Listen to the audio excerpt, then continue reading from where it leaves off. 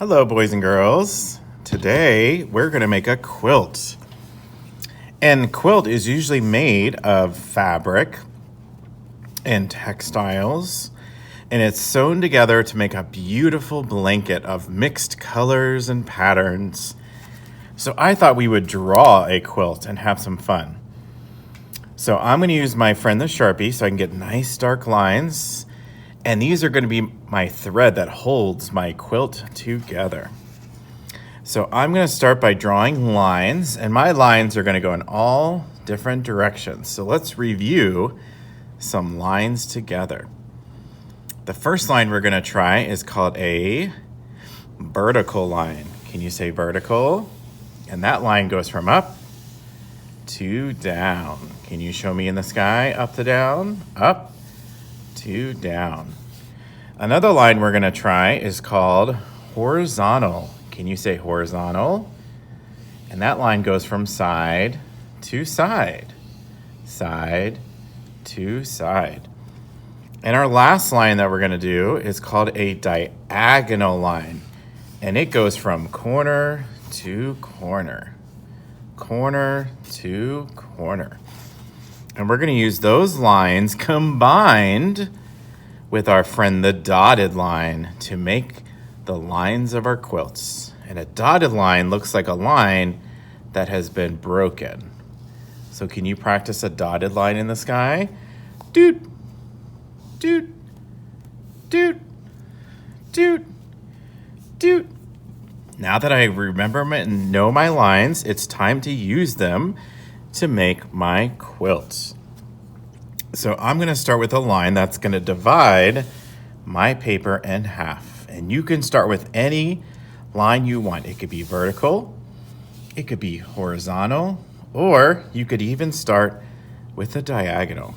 But the only thing is it's going to be a dotted line because we want it to look like it's sewn together like stitches. So I'm going to draw a dotted line to make my quilt. Doot, doot. So there's my first one. And now I'm going to add two more. So these can go anywhere you want. I'm going to make mine side to side this time. Now the only rule I have is your line has to start and has to stop either at another line or the edge of the paper. So I'm going to draw another one. Doot, doot, doot, doot, doot, doot. I love giving my lines noises. So there's some dotted lines, but I think I need to add more. I want to add lots of patterns and shapes.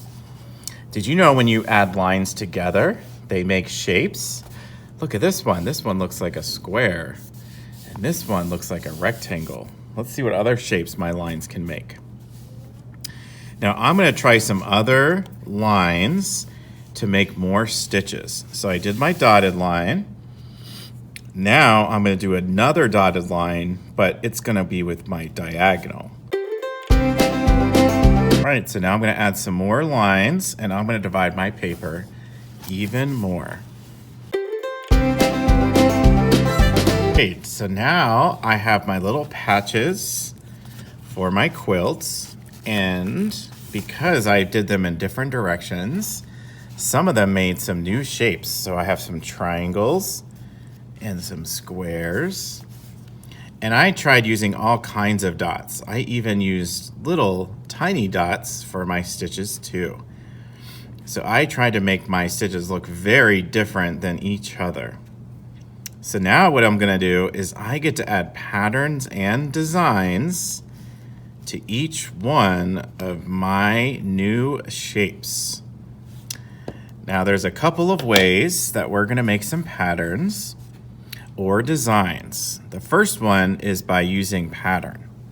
So I can use any color I want, and to make a pattern, I just repeat the same line over and over and over again.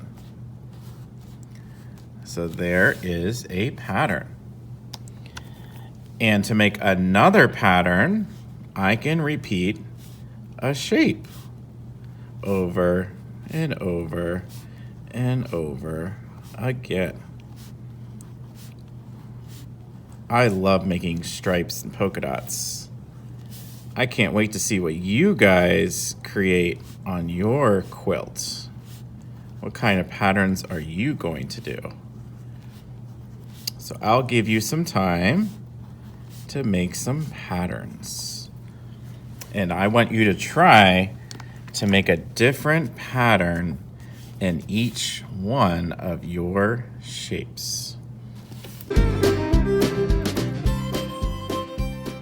All right, so I made some patterns, and I told you there was a couple of ways to make patterns and designs. The first one is by drawing them, and the second way is by adding texture. Can you say texture? Good. Texture is how something feels. Touch your table and tell me how that feels. Bumpy, rough. All right, touch your clothing and tell me how that feels. Soft, smooth. Great. Well, lots of things have texture. Now look around your room and see if you can find anything that you can use. Like this basket has some nice texture to it. I can feel it with my fingers.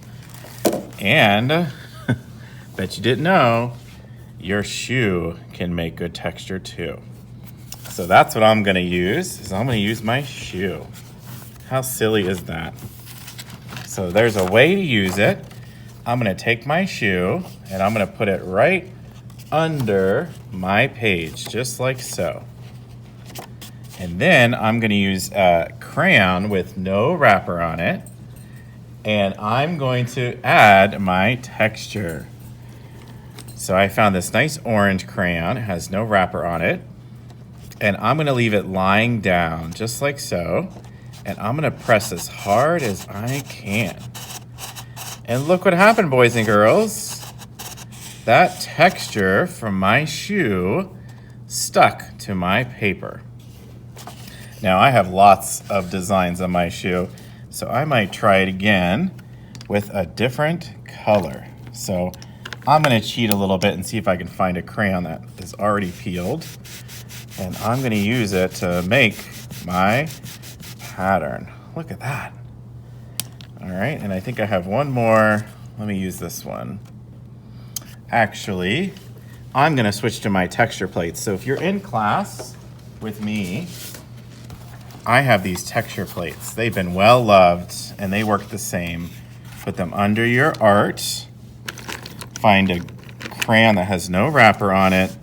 Have it lying down, and I press. Look at that. Look at those seashells come through. How fun is that?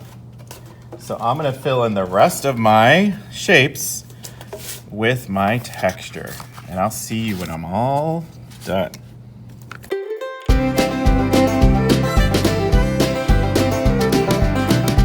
All right, boys and girls, so now I have my patterns all finished, and I thought it would be super fun to add some paint on top.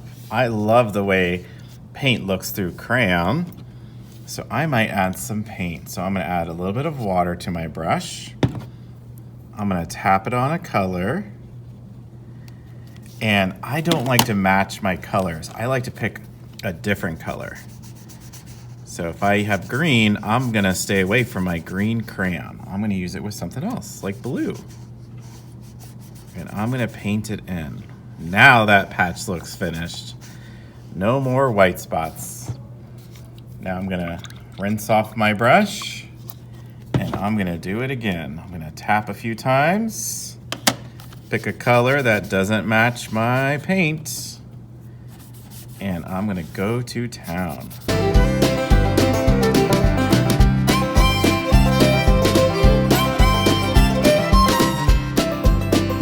All right, boys and girls, there is my beautiful